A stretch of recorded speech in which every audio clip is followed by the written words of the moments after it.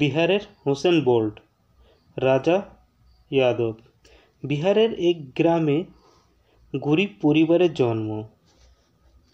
কঠোর পরিশ্রমী, আশ্চর্যজনক দৌড়ানোর ক্ষমতা কারণেই বিহারের হোসেন বোল্ট নামে পরিচিত।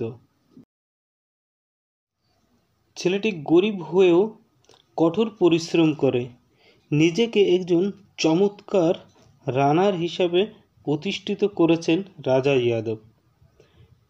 নিজের সংগ্রাম ও পরিশ্রম দিয়ে তিনি স্থানীয় ও জাতীয় পর্যায়ে অনেক প্রতিযোগিতায় নিজের নাম লিখিয়েছেন এবং পরিচিতিও তৈরি করেছেন।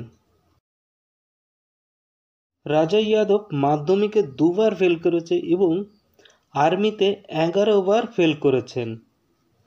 কিন্তু রাজা যাদব হাল ছাড়ার ছেলে নয়, তিনি নাছোড়বান্দা ছেলে।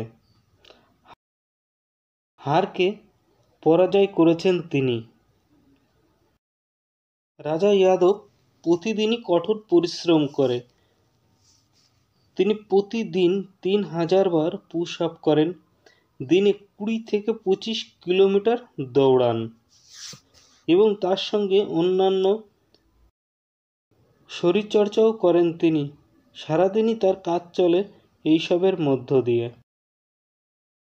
বর্তমানে রাজা যাদব এখন হয়ে দাঁড়িয়েছে হেরে যাওয়া মানুষের অনুপ্রেরণা।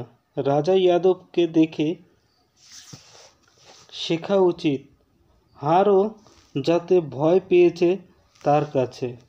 হারকে পরাজয় করে কাটিয়ে ওঠার অপর নাম রাজা যাদব ওরফে বিহারের হোসেন বোল্ট।